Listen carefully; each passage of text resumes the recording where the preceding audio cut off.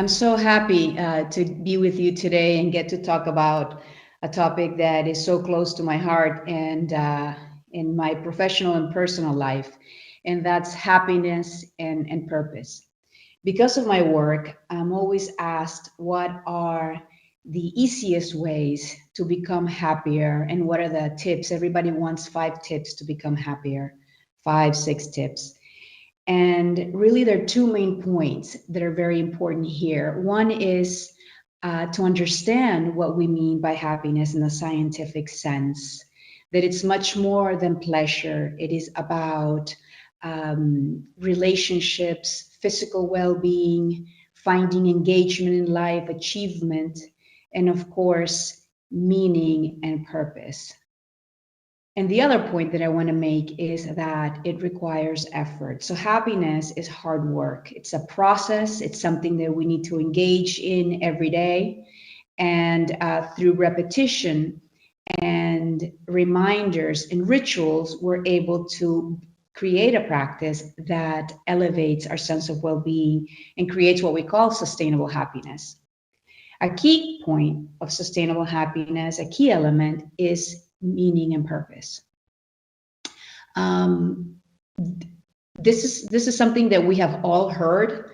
Life's meaning, what is your purpose, etc. And more so now since the pandemic, we're becoming aligned for many of us for the first time with our purpose, and we're taking actions that may be shocking to family members or to community or to workplace. We have heard of mass resignations, etc., and that's because people are surfacing their values and are aligning maybe for the first time with their life's purpose. Purpose is deeply tied into to happiness. It's like I said, it's a key element, and so to be able to become more fulfilled in life, to experience more positive emotion and flourishing, one of the ways that we can train for that is to surface our values and then align those values to our life's purpose. Sometimes meaning and purpose are confused. So meaning is the overarching concept of purpose. Purpose is a component of meaning. It's the most important component of meaning. And it is about the identification and pursuit of highly important long-term goals that help organize our life choices and actions. It's so key to become aware of those. And so many of us have grown up and not understood really what our values are or what our life's purpose is. And it also has consequences when you look at the workplace. When organizations are not purpose-driven or positive organizations, and so there's a mismatch with the employees' sense of agency and sense of belonging and identity. These are key elements of purpose. So it's very important to feel that in all areas of life, in our personal life and also our professional life. Purpose is what makes us feel okay with the world and okay in the world. It's integrating who you are with what you do. And there's so many benefits associated with living a life with purpose-centric. As I mentioned, we're happier, we're healthier, we have greater mental health, we have increased resilience, we sleep better, and sleeping better is also tied to well-being, not only physical well-being, but it also increases our positive mood. We have stronger relationships when we live a purposeful life, and we're all around healthier. How do we find out what our purpose is? For those of us that don't know, our purpose is deeply associated with our values. So the first thing that we need to do is to surface our values. what is important to us, how do we want our lives to look like, how do we want to show up in the world, how do we want our relationships to be, because the most important element to happiness and the indicator is the state of our relationship. So living a purposeful life in purpose-centric life really improves relationships. Something that is very important is to look at how we can, how our actions can create a greater sense of well-being beyond ourselves.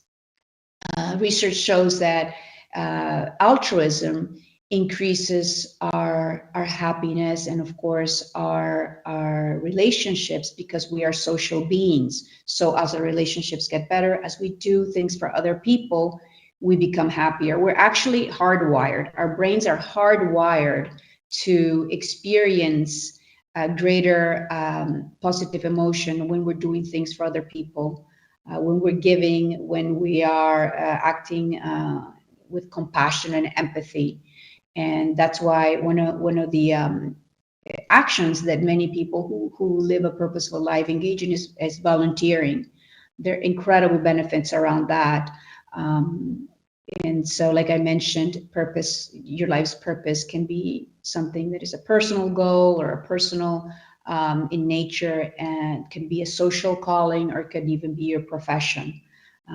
Those of us who are perhaps in professions or in work that seems kind of mundane, or that we don't find particular a connection with our purpose, we can look at the social sense, or the personal or even creative works where we can express that, so we can feel fully alive.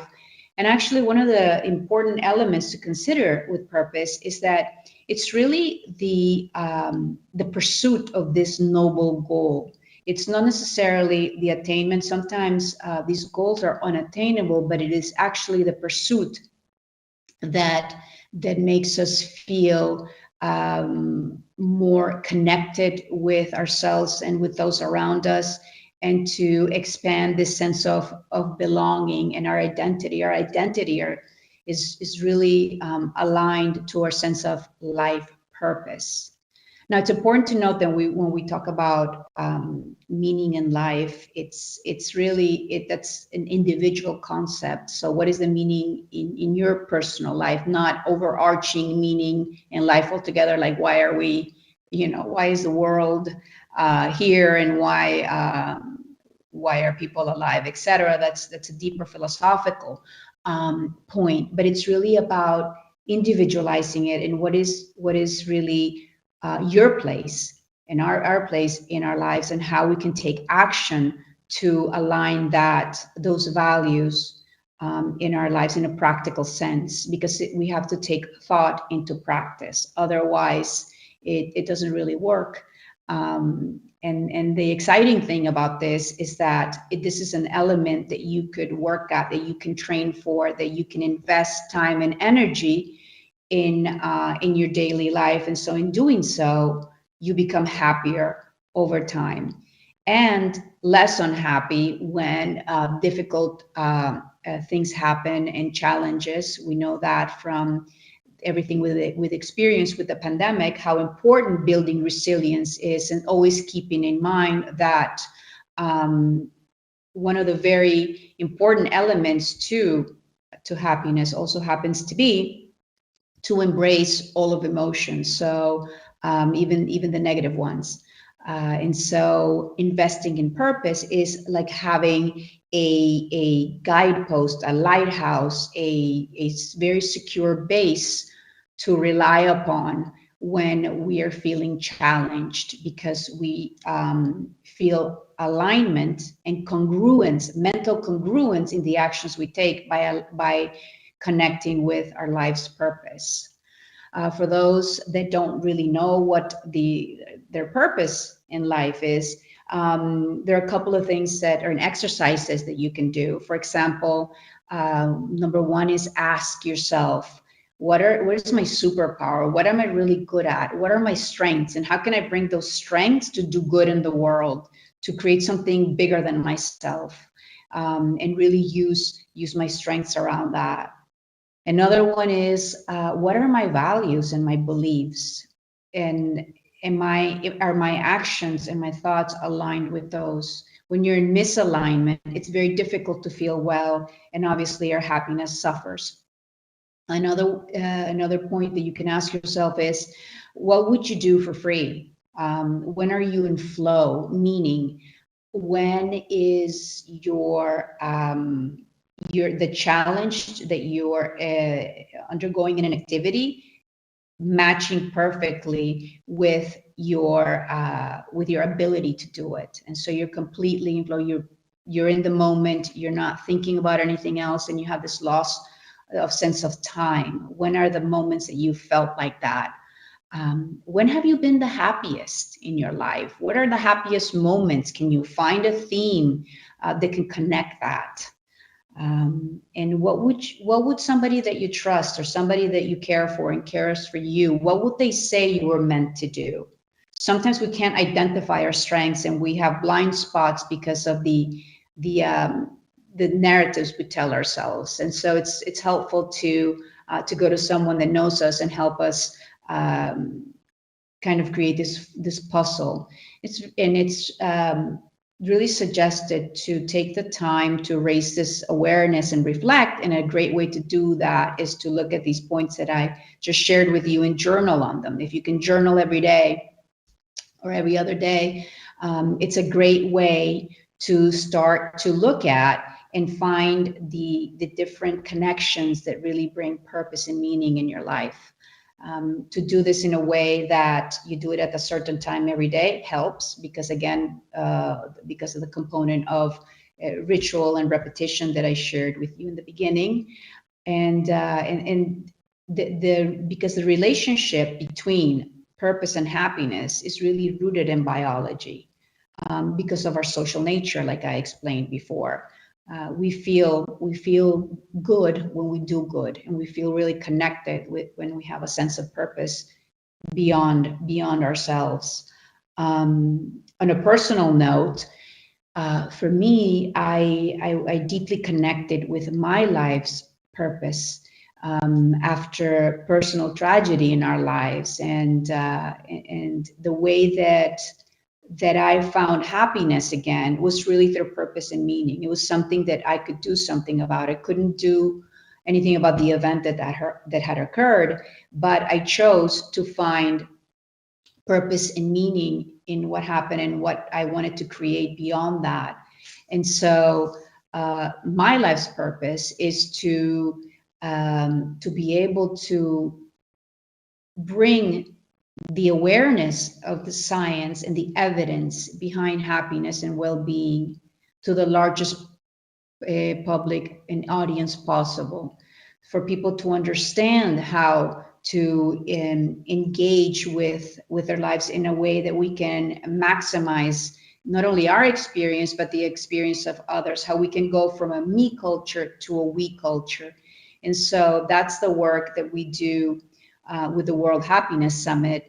It's really to increase happiness in all areas of life, and to raise the awareness of the scientific elements of improving well-being, whether it's physical, emotional, mental, and the importance that we see this in our personal life, our professional lives, how we can increase this in communities, and also through civic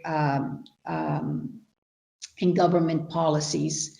So it's a lofty goal, but it has given my life so much meaning. It's the guidepost of what I do, and it has increased my personal happiness and the happiness of others through the pursuit of this purpose. I encourage you to look inside yourself and to take time. This is something that we don't realize, that really to surface our happiness, to surface our purpose and the different elements that compose it requires reflection, requires time. But really, when you're able to do it, and then you're able to demonstrate it it's really like looking at life in Technicolor, and it will never be the same again. So again, the relationship between happiness and purpose is a significant one. It's a key element of sustainable happiness. It is learnable, it's trainable. You can align with your values and increase it through your actions. You can invest time, and it doesn't really matter whether you end up accomplishing it or not, because it is the pursuit of the purpose and the actions that you take and the alignment of those actions and life choices that are that will create the byproduct of increased well-being in your lives. Thank you.